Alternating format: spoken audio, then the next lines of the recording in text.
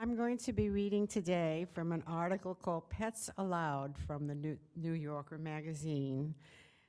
It really is in two parts. The very first part tells a little bit about what the laws of service animals and emotional support animals are.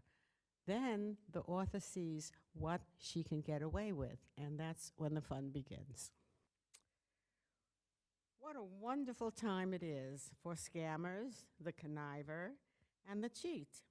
The underage drinkers who flash fake IDs, the able bodied adults who drive cars with handicapped license plates, the parents who use phony addresses so that their child can attend a better school, the customers with 11 items who stand in the 10 items express line. The latest group to bend the law is pet owners. Take a look around. See the St. Bernard slobbering over the shallows at Whole Foods? Isn't that a Rottweiler sitting third row mezzanine at Carnegie Hall? And you will have observed an increasing number of your neighbors who have been keeping company with their pets in human-only establishments, cohabiting with them in animal-unfriendly apartment buildings and dormitories, and taking them free onto airplanes simply by claiming that the creatures are their licensed companion animals and are necessary to their mental well-being. No government agency keeps track of such figures, but in 2011, the National Service Animal Registry, a commercial enterprise that sells certificates, vests, and badges for helper animals, signed up 2,400 emotional support animals. Last year, it registered 11,000. What about the mental well-being of everybody else? One person's emotional support can be another person's emotional trauma. Last May, for example, a woman brought her large service dog, Truffles, on a U.S. airplane flight from Los Angeles to Philadelphia. At 35,000 feet, the dog squatted at the aisle, and according to Chris Law, a passenger who tweeted about the incident, did what dogs do. After the second installment, the crew ran out of detergent and paper towels. Plane is emergency landing because people are getting sick, Law tweeted. Hazmat team needs to board. The woman and Truffles disembarked to applause in Kansas City. In June, a miniature Yorkie caused a smaller stir at a fancy Manhattan restaurant. From a Google review of Altisi Ristorante, lunch was ruined because Ivana Trump, next to us with her dog, let her climb onto the table. I told her no dogs allowed, but she lied that hers was a service dog. I called the owner of Altisi, Paolo, who defended Trump. She walked into the restaurant and she showed the emotional support card, he said.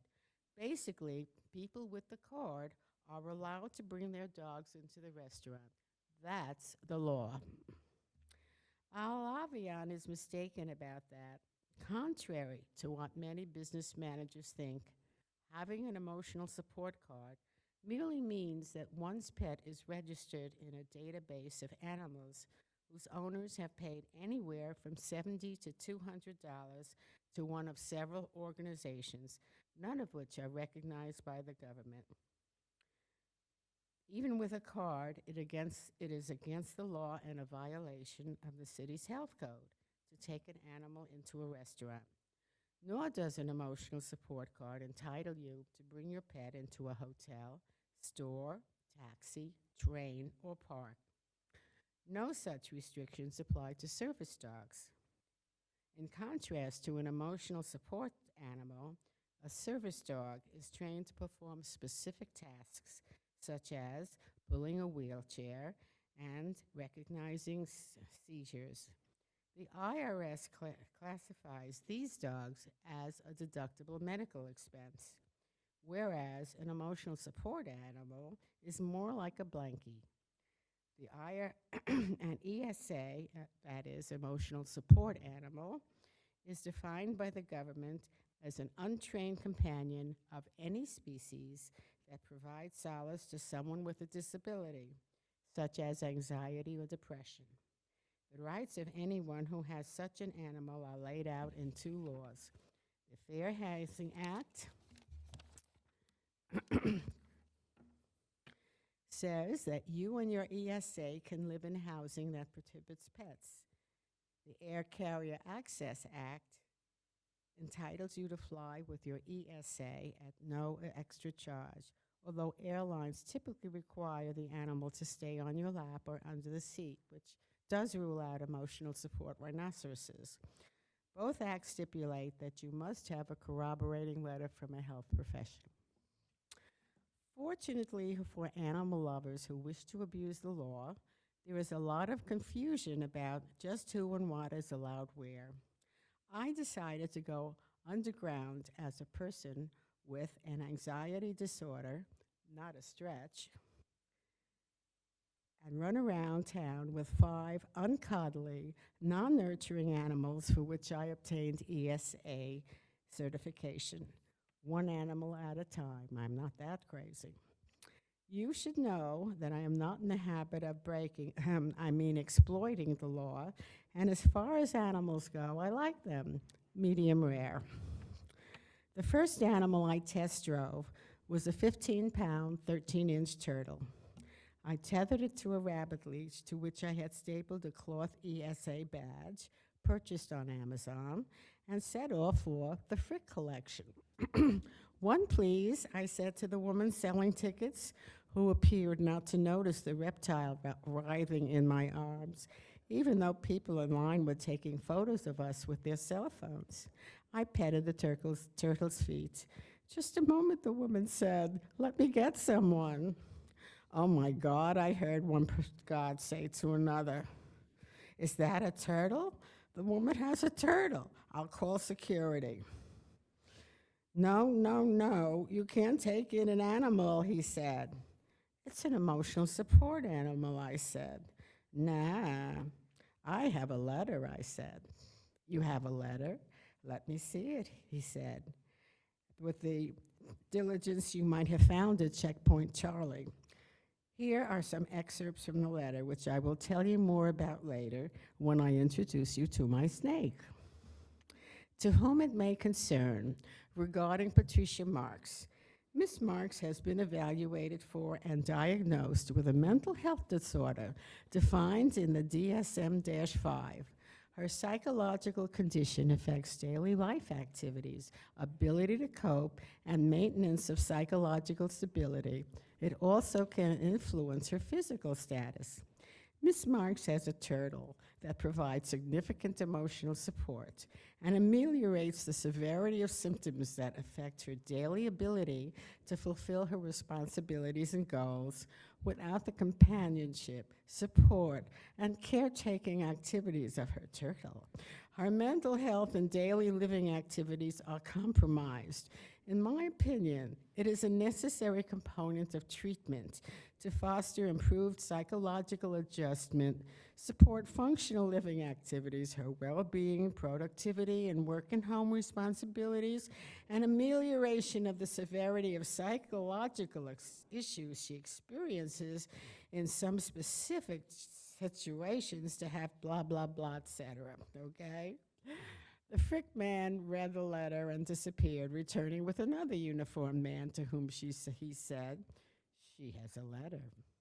"Can I see it, please?" the new man said. He read the letter and then looked up. "How old is he?" he said. "7, I answered. The Frick does not admit children younger than 10, but evidently the rule does not apply to turtles." Because the man gestured welcomingly, and the turtle and I went and had a look at the Vermeers. "Big for 7, isn't he?" the man said. "I wouldn't know. Turtle," who her actual name is a red-eared slider who lives in Brooklyn, the property of a mail carrier who was kind enough to lend her to me for the day. On her inaugural visit to Manhattan, Turtle and I also made stops at Christian Louboutin, where she cozied up to a glittery $6,400 stiletto, and I, trying to snap a photo, was told, turtles are allowed, but no photography. EAT, the high-end delicatessen, where I had a bowl of borscht and the turtle hydrated from it, and also in a dish of water provided by our waiter. NK Hair Salon, where a manicurist agreed to give Turtle a pedicure for her upcoming bar mitzvah. Maison du Chocolat and the Frank E. Campbell Funeral Chapel to inquire whether we could prepay for the turtle's burial. I'm sorry. But it will outlive us all, said a somberly dressed representative in a somber consultation room. Why didn't anyone do the sensible thing and tell me and my turtle to get lost? The Americans with Disability Act allows you to ask someone with a certain service animal only 2 questions. Is the animal required because of a disability? And what work or task has the animal been trained to perform? Specific questions about a person's disability are off limits. And as I mentioned, people are baffled by the distinction between service animals and emotional support animals. If you want to turn your pet into a certified ESA, all you need is a therapist type who will vouch for your mental unhealth. Don't have one? Enter emotional support animal into Google and take your pick among hundreds of willing professionals. Through a site called ESA Registration of America, I found a clinical social worker in California, where else, who at a cost of $140 agreed to evaluate me over the phone to discuss the role of Augustus, the snake in my life. Now let's talk about your problem, the therapist said, in the sort of soothing voice you might use when speaking to someone who has only one day to live. What's your snake's name? Augustus, I said. How does Augustus help you with your problem? He provides unconditional love, and I feel safe when he's around, I said. He's a good icebreaker, too, if I'm feeling shy. You want to have more ease outside the house, the therapist summed up. Now, I want to do a generalized anxiety screening with you, she said. In the last 14 days, have you felt anxious or on edge? Nearly every day? More than 7 days? Or less than 7 days? I'd say around 7, I replied. Using the same parameters, she asked me to rate my worrying, trouble relaxing, ability to sit still, irritability, and dread that something awful might happen. The next day, I received the following email. Hi, Patricia. It was my pleasure to speak to you today. Attached is your ESA letter. Enjoy the benefits of having your dog with you more now. All the best. I'd better become clean. This was the only time I was evaluated. On my other outings with animals, I brandished a doctored version of the original snake letter.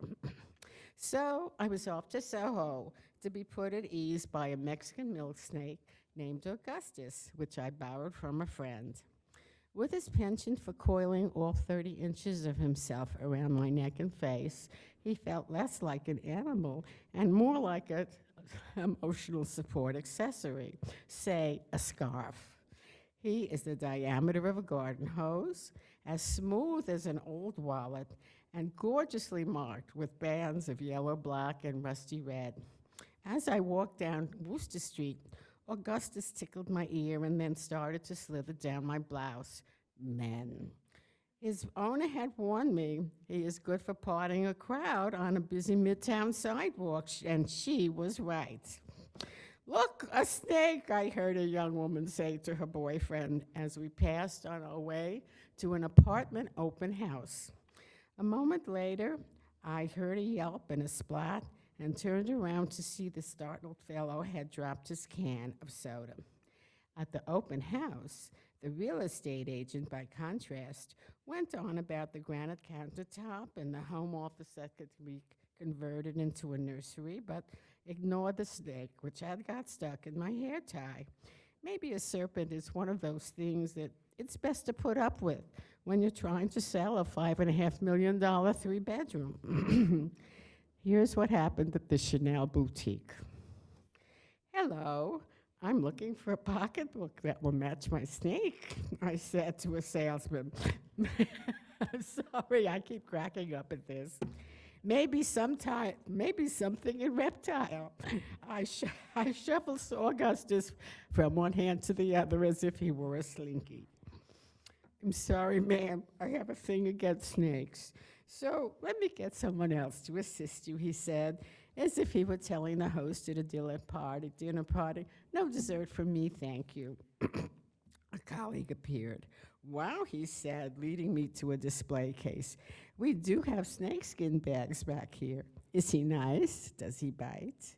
The salesman handed me a smart yellow python bag marked $9,000. I think this would work the best. It's one of our classics. I think yellow. Red makes a snake look so dull. The welcome wasn't as warm at Mercer Kitchen, where a maitre d' responded to my request for a table by saying, not with that. But it's a companion animal, I said. It's against the law not to let me in. I understand, he said, but I need you to take that out.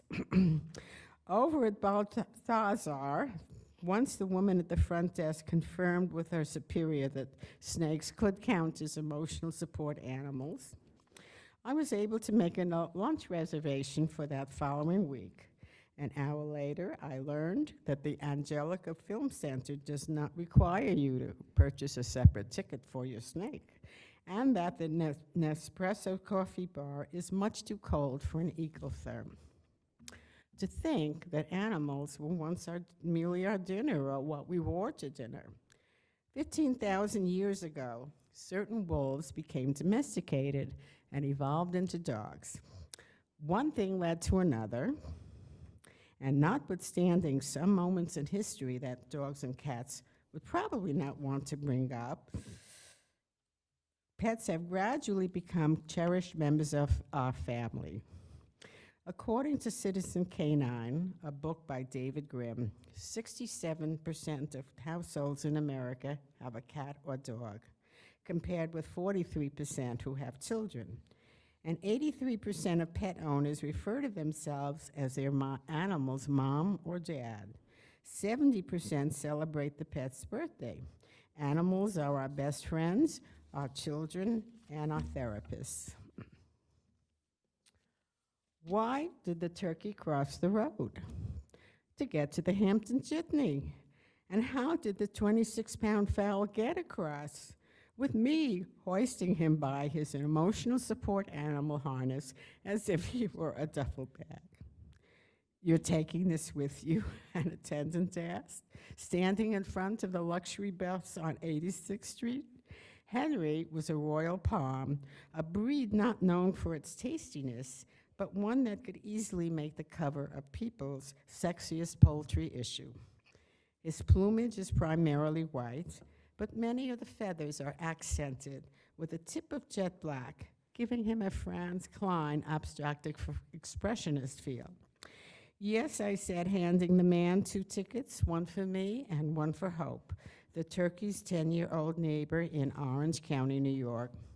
Henry flapped his wings furiously, dispersing a good amount of down into the air, and emitted noises not unlike the electronic beeps that a car makes when it's too close to the curb. Henry had been driven in from the farm that morning. Did you talk to the company, the attendant asked? Yes, I fibbed. Good boy, Hope whispered to the heaving bird as I strained to lift him up the bus's stairs. He's my therapy animal, I primly told the driver.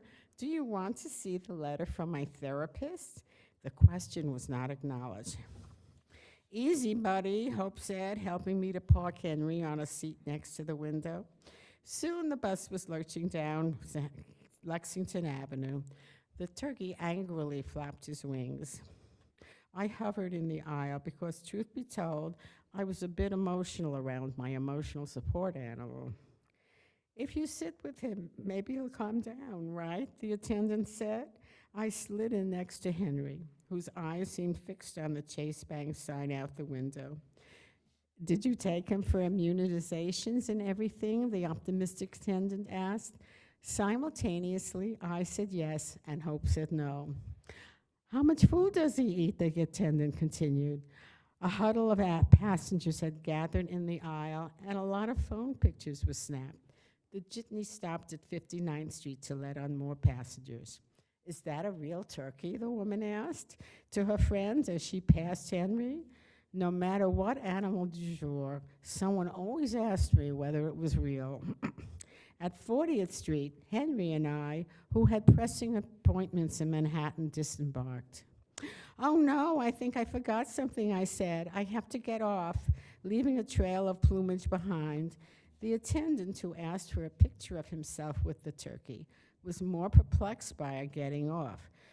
You're going to pay $30 to get off at 40th Street? Then by our getting on. Next stop, Katz's Delicatessen at the corner of Ludlow and East Houston Streets. How many? The guy at the front desk asked after I'd shown him the therapist's letter, and we were joined by two of Henry's human friends. 4 plus the turkey, Hope said.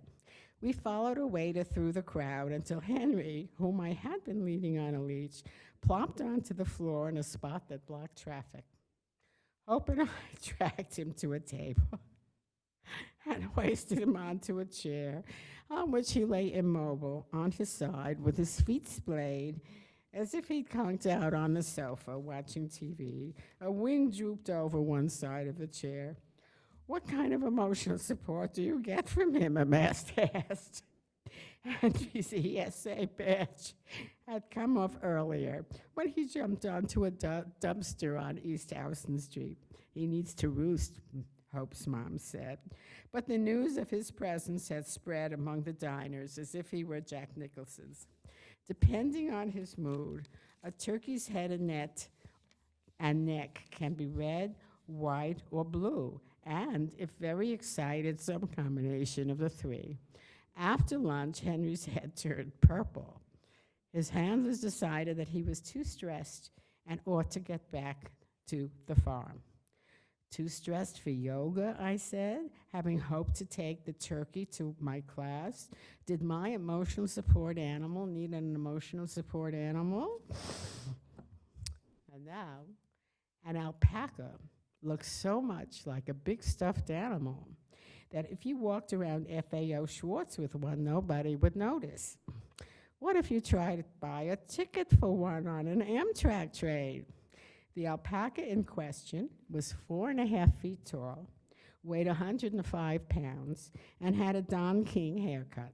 My mission, to take her on a train trip from Hudson, New York to Niagara Falls.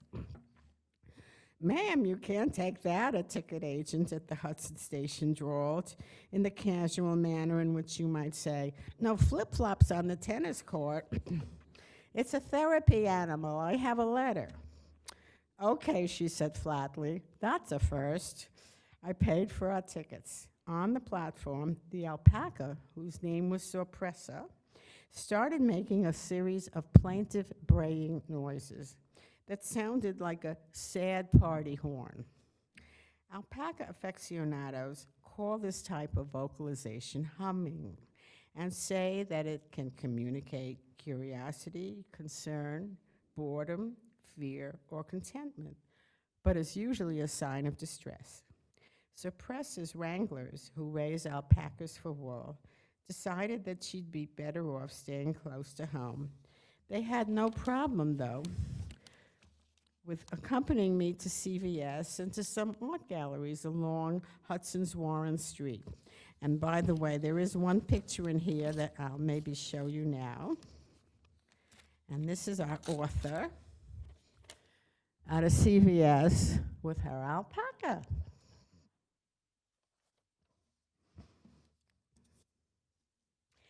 At Olana, a New York State historical site showcasing the 19th century home of the painter Frederick Edwin Church, Suppressor and I were stopped at the visitor center by an apologetic tour guide. A higher-up named Paul was summoned and kindly broke it to me that animals were not permitted. It's a museum and a historic home, he said. There are thousands of distinct objects in there that are over 120 years old. I'm sorry, but we have just never been able to take that risk. While the alpaca stood, perfectly behaved, in the gift shop among hand-painted porcelain tiles, glass vases, and antique lanterns, and I fielded questions from shoppers, Paul consulted the site manager in charge of Olana. They called their boss in Albany to ask for guidance. When you hear that the livestock in your custody has been granted permission to clomp through the premises of a national treasure that houses hundreds of priceless antiques, you do not feel unequivocal joy, particularly when the beast has been known to kick backwards if a threat from the rear is perceived. Don't ask me anything about Frederick Church's home. Could you really expect me to concentrate on the art when all I kept thinking was, didn't the owner say that when the alpaca's tail is held aloft, it means she has to go to the bathroom? By the time we reached Church's entertainment room, Suppressor was intently humming a distress signal. She needs lunch, I mentioned. I mumbled, and we made a hasty retreat. When I returned the alpaca to her owner and told him about our visit to Olana, he said, I'm not sure whether it reaffirms my faith in humanity or destroys it.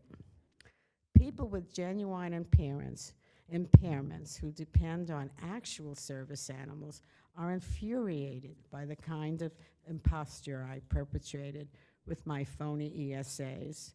Nancy LaGrasse suffers from multiple sclerosis and owns a service dog that can do everything from turning lights on and off to emptying her clothes dryer. I'm shocked by the number of people who go online and buy their pet vets meant for working dogs, she said. These dogs snarl and go after my dog. They set me up for failure because then people assume that my dog is going to act up. Our last animal. Carry a baby down the aisle of an airplane and passengers look at you as if you were toting a machine gun. Imagine then what it's like traveling with a 1-year-old pig who oinks, grunts, and screams, and who at 26 pounds is 6 pounds heavier than the average carry-on bag and would barely fit into the overhead compartment of the aircraft that she and I took from Newark to Boston. Or maybe you can't imagine this. Excuse me. During check-in, the ticket agent, looking up to ask my final destination, did a double take. She said, oh, have you checked with I don't think JetBlue allows. I rehashed my spiel about the letter and explained that days ago when I bought the tickets, the service representative said that I could bring Daphne, my pig, as long as she sat on my lap. Give me 1 second, the agent said, picking up the phone. I'm checking with my supervisor. Speaking into the phone. Yes, with a pig. Yeah, in a stroller. The agent hung up and printed out boarding passes for me and the pig's owner, Sophie Wolf. I didn't want to make a mistake, he said. If there's a problem, Werner at the gate will help you. Does she run fast? I'm pleased to report that passing through security with a pig in your arms is easier than doing so without one. You get to keep your shoes on and skip the full body scanner. Frank, you never told me you had a brother, one security officer yelled to another, as Frank helped me retrieve my purse from the security bin. A third officer, crouching to address Daphne, whose head was poking out of the stroller, said, you're a celebrity. Will you sign autographs later? The pig grunted.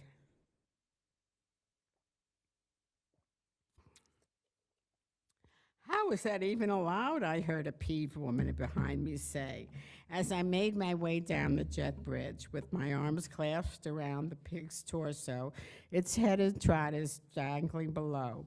We settled into seats 16A and 16B, since JetBlue does not allow animals in bulkhead or emergency exit aisles. On the floor near our seats, Wolf spread I'll just say it, a wee-wee pad, while Daphne arranged herself on my lap, digging her sharp hooves into my thighs. She sniffed and snorted, detecting the arrival of the in-flight chips before they were announced. If I let her, she'd eat all day. She's a pig, Wolf said, searching her bag for treats. In case of airplane ear, she had also bought a pack of Trident for Daphne, who likes to chew gum. Daphne thrust her snout toward the smell of Gerber puffs. Knocking Wolf's hand, and a quantity of cereal snacks was catapulted into the air. As the pig gobbled up every puff on the seat, a flight attendant passed by row 16. "Aren't you adorable?" she said. "Holy four-letter word," the woman in back of us, spying Daphne. "I feel like I'm on drugs. Now I need a drink." We spent a pleasant day in Boston. One of us grazed on Boston Common, wagging her tail whenever she heard pop music with a strong beat. We took a ride on the Swan Boat and then went to Four Seasons for afternoon tea, where the letter was trotted out once more. As I pushed the stroller, its privacy panel zipped up through the dining room. A woman looking aghast said, "Oh my God, your baby is oinking." At our table, we discreetly fed Daphne some raspberries and a scone, but drew the line at prosciutto sandwiches. Just when I thought that I had successfully taken advantage of the law, I almost tripped up. A taxi driver balked when he saw the porcine member of our party. It's illegal in Massachusetts to have an animal in a taxi unless it's a service animal. But it's an emotional support animal, I said. "It doesn't matter," he replied. "Look, I sat fumbling in my purse for the dog-eared piece of paper. "If a policeman sees me, I'd get in a lot of trouble." I was about to give up when he said, "I'll take you anyway, but it's not allowed." In point of fact, as I later learned when I looked it up online, the city of Boston is okay with taxi drivers transporting animals, but they are not required to do so unless the dog is a service animal. Back at Logan, Daphne regained her superstar status. A smiling agent approached us at the gate and said, "We heard a cute piggy went through security." She added, "If you want to pre-board, the cabin crew would love it." At the entrance to the plane, we were greeted by 3 giddy flight attendants. "Oh my God, don't you just love it? I'm so jealous, I want one. I hope you're in my section. I'm coming back for pictures." As we exited at Newark, a member of the flight crew pinned pilot's wings on Daphne's ESA sweatshirt.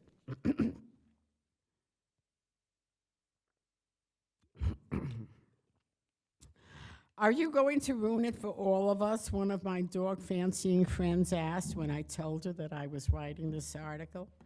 I was surprised to learn how many of my acquaintances were the owners of so-called emotional support animals. They defend the practice by saying that they don't want to leave their pets home alone, or they don't want to have to hire dog walkers, or they don't want their pets to have to ride in a plane's cargo hold, or that Europeans gladly accept dogs everywhere. They have tricks to throw skeptics off guard. "People can't ask me about my disability," one friend told me, "but if I feel that I'm in a situation where I might have a struggle being let in somewhere with my dog, then I come up with a disorder that sounds like a nightmare. I like to be creative.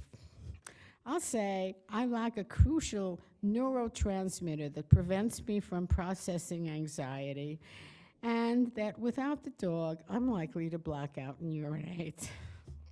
Corey Hudson, the CEO of Canine Companions for Independence, a nonprofit provider of trained assistance animals, told me that he has declared war on fake assistance dogs. Earlier this year, his organization submitted a petition which has now been signed by 28,000 people to the Department of Justice, requesting that it consider setting up a registration, like the Department of Motor Vehicles, to test and certify assistance dogs and to regulate the sale of identification vests, badges, and so forth. They responded that they think the law is adequate. No animals were harmed during the writing of this article, but one journalist did have to get down on her hands and knees and clean her carpet. The end.